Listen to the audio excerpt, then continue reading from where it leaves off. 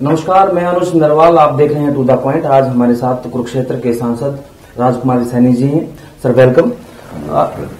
जैसे हरियाणा में जब भी सीएम की बात आती है, आगामी सीएम तो आपका जिक्र आता है, तो क्या मैं इस वक्त आने वाले सीएम से बात कर रहा हूँ? देखिए, तो भविष्य बताएगा, यह जनता बता सकती है। मैं सपनों में नहीं जीता, मैं जनता की समानता की लड़ाई लड़ रहा हूँ और ख्वाब पाल के नहीं, जो जनता चाहेगी वो होगा। तो आपकी अगर मान लेते हैं कि जनता ने आपको स्वीकार किया और आप मुखिया बन गए, तो लेकिन जब बात आएगी डेवलपमेंट की, तो अब देखने में आता है कि एक विशेष जाति के प्रति तो आपका गुस्सा कहीं ना कहीं फूट के निकलता है सामने। तो उस वक्त आप कैसे साथ में लेकर चलेंगे? क्योंकि 36 बिरादरी की बात होगी उस वक्त जब मुखिया होंगे हरियाणा। मैंने समानता की बात की और 100% आरक्षण की बात की। मुझे लगता है कि 100% में कोई जाति पीछे नहीं छोड़ी मैंने। लेकिन जिसे ज्यादा खाने की आदत पड़ी हुई है, पिछले 5 मुख्यमंत्रियों ने हरियाणा के अंदर, भजनलाल जिसको हम नॉन जाट कहते हैं, वो भी तो उसी जाति से है। बिश्नोई तो उसका पंथ है। अगर उसके पिता की फर्द निकलवा के देखनी है तो उसमें खाना मलकियत में मिल जाएगा जाकर। 5 मुख्यमंत्री भजनलाल, बंसीलाल, देवीलाल, ओम प्रकाश चौटाला और भूपिंदर सिंह हुड्डा, जिन्होंने इस प्रदेश का जातिगत भेदभाव किया, वो ये आंकड़ा सामने है, जो अब हाई कोर्ट के पूछने पर सरकार को ये आंकड़े पेश करने पड़े कि आरक्षण दो, लेकिन पहले ये तो बताओ कि किस बिरादरी की कितनी जनसंख्या है और कितने उसके हिस्से में सर्विस आई। ये 30% का 28.28% का आंकड़ा ये है और ये 69,000 लोगों ने अभी जात नहीं बता रखी, जिनको चार्जशीट करने के चीफ सेक्रेटरी ने ऑर्डर कर निकाले। टोटल को अगर मिलाएंगे तो 50% को एक्सीड कर जाएंगे। 10% लोग 50% में काबिज हों और 50% बैकवर्ड क्लास सिर्फ 10% के लिए महरूम हो और एक ले जाए 5 गुना, और जिनको इस्तेमाल किया गया उनके हिस्से में रहे अपने हिस्से से 5वां हिस्सा। ये कैसे बर्दाश्त होगा प्रदेश में, और वो भी दशकों तक। इस प्रकार के चीफ मिनिस्टरों को ये सोचना चाहिए था, अगर आज वो लोग 36 बिरादरी का भाषण देते हैं तो हमारा हिस्सा कहाँ है, वो ये बताएं। हमारे एमएलए बताएं, उनके द्वारा चुने गए वो जनप्रतिनिधि बताएं कि हमने तो बंसीलाल के पास भेदभाव की वजह से सरकार छोड़ी, उनको छोड़ करके ओम प्रकाश चौटाला बनाया, वो उससे भी ज्यादा करोड़ निकला। और आज ये ओम प्रकाश चौटाला कोई सीमा पर लड़ने की वजह से तिहाड़ जेल में नहीं है, इसी भेदभाव की वजह से तिहाड़ जेल में है। जब अपना अंधा बांटे रेवड़ियां दे अपनों को, तो उसी परिस्थिति की सजा आज भुगत रहे हैं। और आज भी जिस प्रकार की व्यवस्था प्रदेश के पिछले 5 मुख्यमंत्रियों ने की, हम अपने आप को ठगा हुआ महसूस करते हैं। लेकिन ये ठगी हम किसी के साथ नहीं होने देंगे। अगर जनता ने हमें मौका दिया, हम 100% आरक्षण करके एक परिवार में एक नौकरी कन्फर्म कराएंगे और किसान और मजदूर को इकट्ठे जोड़ करके एक रोजगार पॉलिसी लाएंगे। जिन मजदूरों को बिल्ले बिठा करके हम खैरात बांट रहे हैं, उनसे काम लेंगे किसान के द्वारा, और किसान भी उतने पैसे उनको देगा, उनको डबल पे मिल जाएगी। उनको 500 रुपये हर रोज जिसको मिलेंगे, 15,000 रुपये महीने के, तो उसे किसी की खैरात लेने की लोड़ नहीं पड़ेगी। और किसान को आते रेट में जब मजदूर मिल जाएंगे तो उसे 1,50,000 रुपये हर फसल में फायदा हो जाएगा, उसे किसी के कर्जे माफ कराने की लोड़ नहीं पड़ेगी। देश आगे बढ़ चलेगा, देश की आधी जनता काम के साथ हो जाएगी। ये हमारा समानता के ऊपर एक एजेंडा है जिसको हम चला रहे हैं। ये आपका विजन था कि आपकी अगर पार्टी आएगी तो ये इस विजन से हरियाणा में काम करेगी जी। लेकिन जिसकी आपने बात की, वो मुख्यमंत्रियों की प्रॉब्लम थी कि एक कास्ट को ही ऊपर लाया गया, बाकी को पीछे छोड़ दिया गया। जाटों से प्रॉब्लम क्या है? वो प्रॉब्लम एक बार बता दें, उनसे है या नेताओं से प्रॉब्लम है? देखिए, जाति को तो कुछ लोग बदनाम कर रहे हैं। जिन लोगों को राजनीति में कुर्सी काट चुकी है, वो अब और किसी को बर्दाश्त नहीं कर सकते। इस प्रदेश के अंदर 6 महीने भगवत दयाल शर्मा रहे, उसको कुर्सी से उतारा। फिर 2 साल बनारसी दास गुप्ता रहे, उसके ऊपर गोली दाग दी। 1 साल में राव वीरेंद्र सिंह चलता कर दिया। 3.5 साल वो और 3.5 साल मनोहर लाल खट्टर के। पीड़ा सिर्फ ये है, पूरे प्रदेश में आरक्षण की बात नहीं है कि मुख्यमंत्री सिर्फ हम होने चाहिए। हमें ही लूटने खाने का अधिकार रहना चाहिए, बाकी के हमारे लोग गुलाम हैं। हम किसी के गुलाम नहीं, देश आजाद हो चुका है। अगर किसी को यह भ्रम है, जो शक्ति प्रदर्शन पिछले दिनों तांडव करके लोगों के घर बाजार जला दिए, लोगों को मौत के घाट उतार दिया, इसकी सजा भी कहीं ना कहीं परमात्मा ने देगा। किसको जिम्मेदार मानते हैं? जो आपके सामने भूपेंद्र सिंह हुड्डा ने बोया भी, अपने लोगों को उकसा करके जो है ना, मैं तुम्हें आरक्षण दिलवाऊंगा, झूठे तर्कों के आधार पर जिसे सुप्रीम कोर्ट ने खारिज किया, और इतनी बड़ी सरकार उनके डंडे के आगे डर करके उनको आरक्षण देने की कवायद करने लगी, कमिटमेंट करने लगी, और विधानसभा से पारित करके दे दिया, जिसको हमने स्टे कराया हाई कोर्ट से। हाई कोर्ट ने पूछा कि आरक्षण तो दो, लेकिन पहले ये तो पूछ लो किसने क्या ले रखा, तब ये कागज निकले। ये प्रूफों पे बात कर रहा है। हिंसा के पीछे आपने कहा कि विपक्ष का आपने नाम भी लिया कि भूपेंद्र सिंह हुड्डा का है।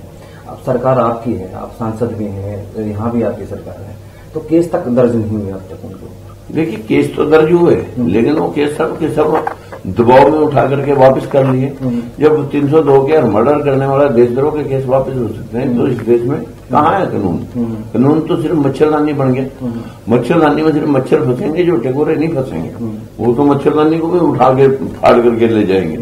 तो ये देश का कानून जो है ना, कमजोर के लिए और तगड़े के लिए और।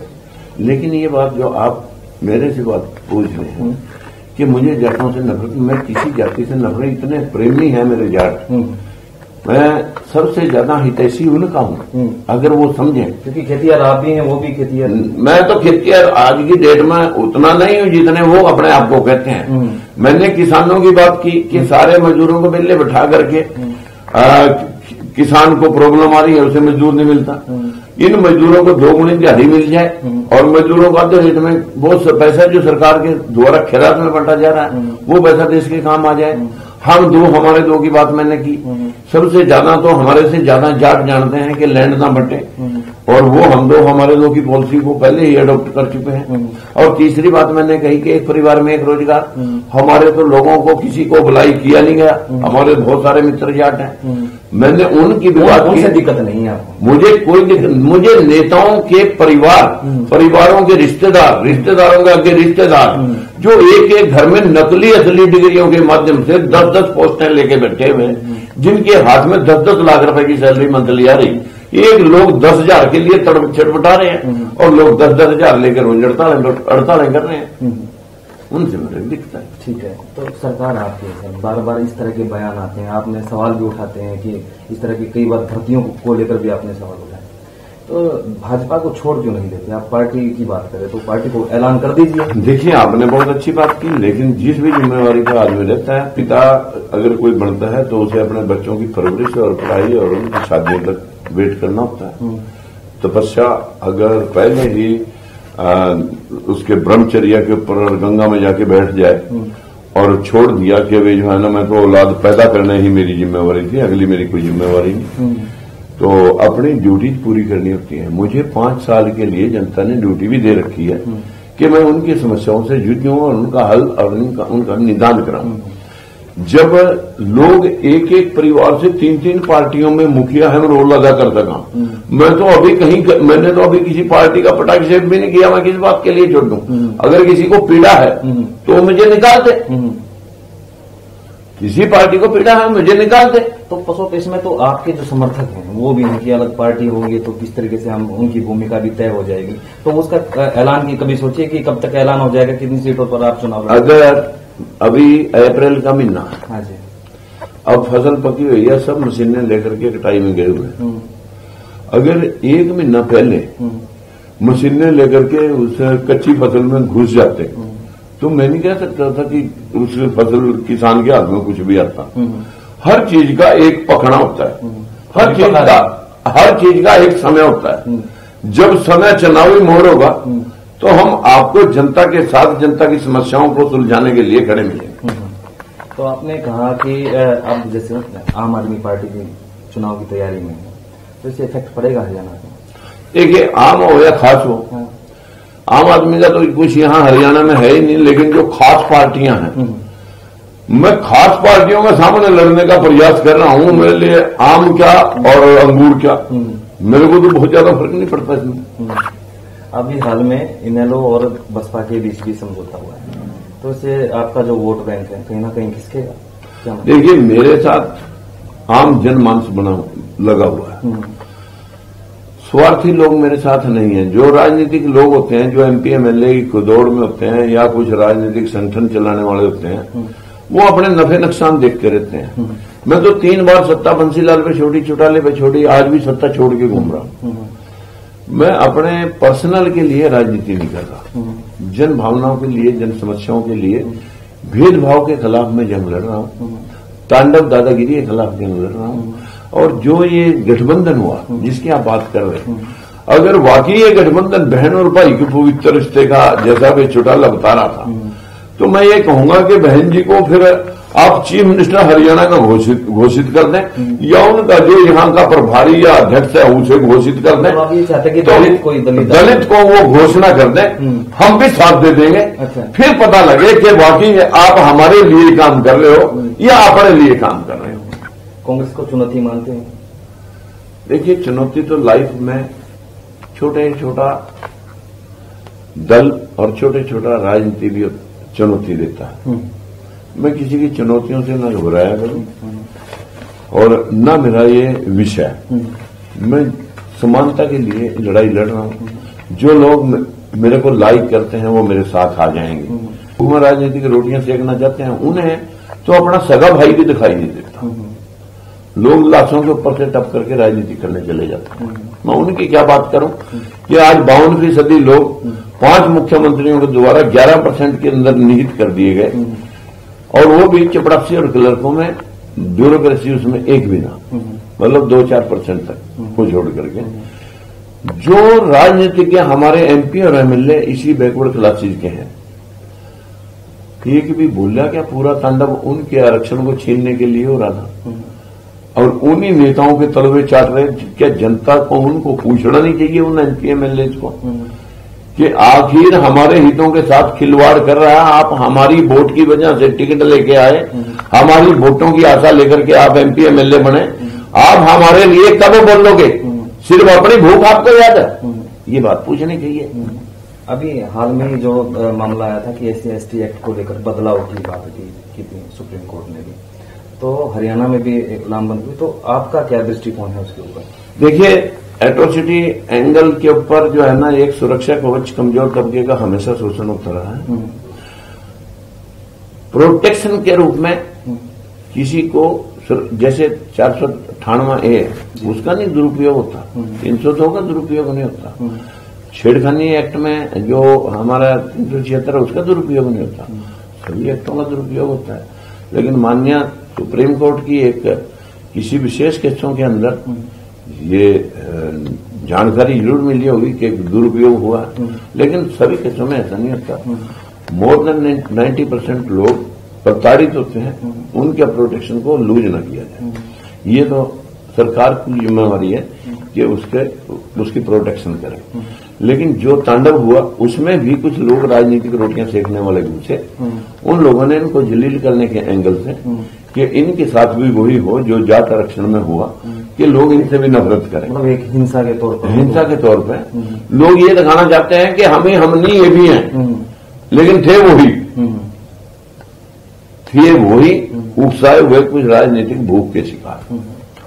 हाल में झज्जर में थे साहब आप, और एक माथुराम के ऊपर आपने एक ऐसी टिप्पणी कर दी थी, उसके बाद नोटिस आ गया, तो वो कहां से आपने कहा था कि अम्बाला जेल में, वो क्या था मामला? देखिए, मैंने ऐसा कुछ नहीं कहा। लोगों के सामने कोई कत्ल हो जाता है, दबाव आ जाता है कि गवाही नहीं देनी, न पक्ष में न विपक्ष में। लेकिन अगर हम सच को सुन करके चुप बैठ जाते हैं, वो भी गवाही लग जाती है। जब कांग्रेसी जनों को अंग्रेजों ने पूछा कि इनको मार दिया जाए, छोड़ दिया जाए, जो अहिंसा, एक 2 ग्रुप थे, एक अहिंसा के जरिए आजादी के ऊपर उतारू था, एक अहिंसा, एक गर्म दल, एक नरम दल। गर्म दल वाले लोगों को जब पकड़ लिया गया तो नरम दल वाले खामोश हो गए, बस वो इतनी ही बात थी। और ऐसा मैंने किसी को कुछ कहा भी नहीं, जिसको लेकर के लोग इतने खफा हैं। वो तो खुद परिवार कहता है कि हमारे तो पिता महात्मा गांधी के बहुत नजदीक थे तो भाई अपने परिवार के लोग जब फांसी उठने लग रहे तो उसमें कार्रवाई नहीं हमने कर रही। तो ये बात इतनी बात है, उसको तोड़ मरोड़ के पेश कर दिया, कोई ऐसा मैटर नहीं है। तो आपकी बीजेपी की सरकार 4 साल से सेंटर में, यहाँ 3.5 साल हो गए लगभग, तो किस तरह से आंकते हैं कामकाज को? देखिए, मैं इस बिल्डिंग में बैठा हूं, मैं इससे आगे की प्रोग्रेस तब सोचूंगा जब ये सेफ होगी। तो अगर यही सेफ ना हो तो मैं अगले विकास की बात छोड़ दूं। मतलब जो हरियाणा में हुआ वो सबने देखा, जिनके बने बनाए कारोबार और घर जला दिए गए, बच्चे मार दिए गए, जब वो इनसिक्योर फील कर रहे हैं तो अगले विकास की बात तो हम अलग रखें। पहले तो पिछले का हिसाब देखें, पिछले को तो दबाव में हम सारा माफ कर चुके हैं, नौकरियां देंगे, मुआवजे देंगे। पैसा किसका था? जनता का। जिन लोगों ने जलाया वो लेंगे, उन्होंने क्यों जलाया और सरकार क्यों बांट रही है, इसके जवाब भविष्य में जनता मांगे। आपने छोटे पंचायत से लेकर बड़ी पंचायत तक का सफर तय किया, आपने मुख्यमंत्रियों को भी देखा हरियाणा के, आपने जिस तरह से बताया। तो मनोहर लाल खट्टर साहब हैं आपके मुख्यमंत्री, तो उनका आंकलन आपको अगर करना है तो किस तरीके से देखते हैं? देखिए, लाइफ पर आदमी सीखता है। प्रथम अनुभव था, मन में कोई खोट नहीं है, लेकिन ये स्पष्ट है कि एक समाज को वो बर्दाश्त नहीं है, और उस बर्दाश्ती में अगर राजा कमजोर पड़ जाए तो फिर वो राज के काबिल नहीं रहता। राज दिया गया है जन भावनाओं पे, किसी से डर गए तो फिर तो राज उसका हो गया। आज वही हुआ, तो दबाव में है, दबाव नेताओं के या फिर किसी समुदाय, एक समुदाय। तो हरियाणा की जिस तरह से राजनीति आपने भी लंबे समय से देखी, तो अलग अलग पॉकेट्स में बटा हुआ है हरियाणा की। देखें कि पुराना रोहतक भूपेंद्र सिंह हुड्डा का गढ़, कहीं सिरसा आप देखें तो चौटाला का, तो इस तरीके से कहीं राव इंद्रजीत। तो आपकी मजबूत स्थिति कहाँ है सर हरियाणा में अगर देखते हैं?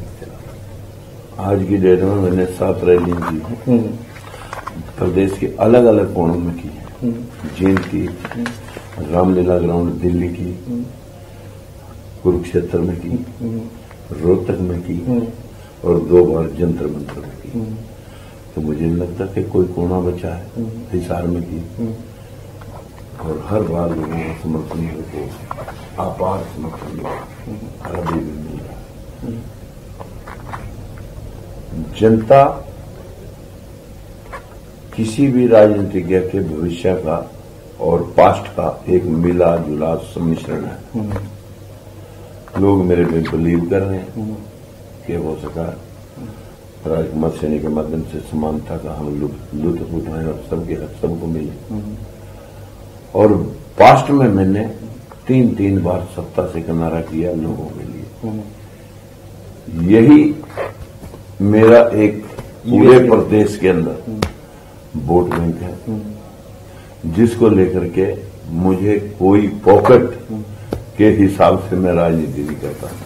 मैं देश को दिखाऊंगा कि 70 साल पहले कहीं से अगर शुरू होना चाहिए था, ये 5 बातें मैंने लिख करके जनता को दी। बता दीजिए। पहली बात, 100% आरक्षण। अब छोड़ दो ठगी ठोरी, सबको आरक्षित कर दो कि अपने हिस्से से अलावा दूसरे के हिस्से में ना घुसे। ठीक है। एक परिवार में एक नौकरी कन्फर्म होनी चाहिए, 10-10 नहीं। हमारे प्रदेश के अंदर किसान मजदूरों पर सभी सरकारें भाषण दे रही, सब नेता। हालात किसान और मजदूर की क्या है, घरों में जाकर दिखा जा सकता है। हम किसानों और मजदूरों को इकट्ठे जोड़ करके रोजगार पॉलिसी बना करके देश की आधी आबादी को काम से जोड़ देंगे कि कम से कम 250 रुपए जो सरकार दे रही है, 250 रुपए उससे काम लेने वाला व्यक्ति किसान दे देगा। मजदूर को 500 रुपए रोज, 15,000 रुपए महीने मिल जाएंगे। उसे किसी की 500 रुपए के खैरात 35 किलो दाने लेने की जरूरत नहीं। स्वामीनाथन से अलग है, हटके ये अलग है। रही बात स्वामीनाथन की, स्वामीनाथन रिपोर्ट पर जब हम कोयले के भाव नियुक्त कर सकते हैं, रेते बजरी के कर सकते हैं, इंडस्ट्री में बड़े सामान के कर सकते हैं, तो इसकी प्रॉफिट और इसके लॉस कौन देखेगा? जो 6 महीने में एक बार फसल आती है। स्वामीनाथन रिपोर्ट लागू करेंगे पहले झटके से, जो ये सरकार कह रही थी कि हम करेंगे, नहीं की। तीसरी बात मैंने कहा कि देश में कोई भी नेता कितने भाषण दे। चौथी बात, हमारे दो देश में 70 करोड़ आबादी हमारी थी, 90 करोड़ उस वक्त चाइना की थी। उन्होंने अपनी एक पॉलिसी लाए, हम दो हमारा एक, और देश की आबादी कंट्रोल करके वो 80 करोड़ पे आ गए, हम 140 पे चले गए। कोई भी नेता कितने भाषण दे, जब तक देश की आबादी कंट्रोल नहीं करेंगे, कहीं ऐसा ना हो कि एक डिवीजन 2 साल 10 साल के बाद फिर हम देश को भुगतना पड़े। तो हमारे दो हिंदू मुस्लिम सिख ईसाई सब भाई भाई, भाषण से नहीं, एक सांचे ढांचे में चलना पड़ेगा सबको। और चौथी बात, इस देश को नकली, पांचवी बात, जो देश को चला रहे हैं वो नकली लोग चला रहे हैं। कांग्रेस के टाइम में भी, थर्ड फ्रंट के टाइम में भी, और आज भी चुना हुआ तो प्रतिनिधि मोदी जैसा कोई इक्का दुक्का होता है जो सर्व काम करता है। बाकी तो टीम 90% चोर दरवाजे से घुसे हुए लोगों की है। जो लोग वार्ड में पंच नहीं बन सकते वो देश चला रहे हैं। अब इस राज्यसभा को समाप्त करने का ही हमारा एक राष्ट्रव्यापी आंदोलन होगा, अगर हमें हरियाणा से मौका मिला। अगर बात करते हैं सर कि आपको मौका मिलता है तो SYL का मुद्दा बड़ा है हरियाणा में, तो उसको किस तरीके से देखेंगे, बंटवारा किस तरह से? देश के अंदर बहुत सारे परिवार SYL का विरोध करके लोगों को गुमराह कर रहे, SYL के मुद्दे को दिखा रहे, कसियों पे पन्नी चढ़ा करके फिर नहर खोदने जाते हैं। अरे कसी मिट्टी खोदना तो दूर, परात में से हलवा भी निकाल नहीं सकते अगर उसके ऊपर पन्नी से पॉलीथीन चढ़ा दिया जाए। ये नौटंकी है। आज ऐसे नहीं, जब से देश आजाद हुआ ऐसे नौटंकीबाज बहुत देश में होते हैं। तो हल क्या है सर? देश का हम हल ढूंढेंगे। ऐसे ऐसे लोगों ने काम कर रखे हैं कि अपने समाज के लोगों तक नहर पहुंचवा दी, और अगर चार गांव दूसरे आगे तो बीच में नहर में स्टॉप करवा दी। ये तो सिर्फ ये का मामला है। तो मुझे लगता है कि देश का भेदभाव जब तक खत्म नहीं होगा, सबकी जेब में पैसा नहीं होगा, तब तक ये देश आगे नहीं बढ़ सकता।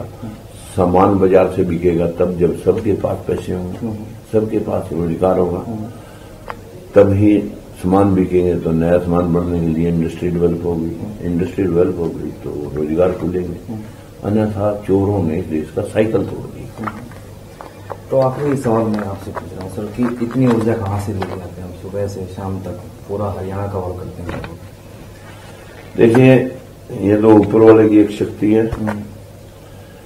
मैंने लाइफ में जब खेती करता था तब भी मिनिमम 16 घंटे, जब मैं पढ़ता था रात भर हल जोड़ना। मेरे पिता ने 10वीं क्लास में मेरे को जवाब दे दिया कि मैं आगे और नहीं पढ़ा सकूंगा। मैंने कहा जी हाड़ी का जो खर्चा है वो मेरे को दे दो, हल मैं जोतूंगा। मैं 7वीं क्लास में था जब से हल जोतना शुरू किया, और ग्रेजुएशन तक जाने तक मैंने हल जोता रात भर, और कॉलेज में गया फिर साइकिल से 16 किलोमीटर चल के। वो भी एक एनर्जी थी, और खेत में आके फिर खेत संभालना वो भी एनर्जी थी। आज कह सकता हूँ कि बेजमीन घर में पैदा हुआ, एक बड़ी इंडस्ट्री चलाता हूँ परमात्मा की दुआ से। 8-7 यूनिट है मेरे, सरिया बनाने के, एंगल बनाने के, LPG सिलेंडर बनाने के, और डायरेक्ट इनडायरेक्ट 10,000 बच्चे मेरे साथ जुड़े हुए हैं रोजगार में। मैंने वो वक्त देखा हुआ है जब पैजामा घस गया तो घर के वालों ने लेके नहीं दिया, तो उसका नाड़ा चेंज करके आगे पीछे कर दिया, घसा हुआ पासा पीछे कर दिया, और बेजमीन घर में पैदा होकर के एक बड़ी इंडस्ट्री तक, गांव की पंचायत से मेंबर पार्लियामेंट तक सभी चुनाव लड़े, सभी जीते, जनता के बीच रहा। तो एक जो खपाए हैं लोग, उनसे आप क्या कहना चाहेंगे? आपके साथ किस तरह से मिले और आप उनको श्योरिटी देंगे कि अगर साथ मिला पूरे हरियाणा का तो उनके साथ भी अन्याय नहीं होगा? वो 7 जन्मों तक राजकुमार सैनी के गुण गाएंगे। जो लोग किसानियत के अपने आप को ज्यादा महदूद करते हैं, जब हम किसान और मजदूर को इकट्ठा जोड़ करके नियाल कर देंगे, वो कहेंगे कि वाकई अगर किसी ने काम किया तो इस शख्स को 70 साल पहले जो देश में काम शुरू हुआ था उस वक्त के नेताओं को वहां से शुरू होना चाहिए। Thank you sir. इस तरह से पूरे बेबाकी के साथ राजकुमार सैनी जी ने जवाब दिए। इसी तरीके से किसी और शख्स के साथ हम फिर आपको रूबरू कराएंगे। तब तक के लिए नमस्कार, आदाब।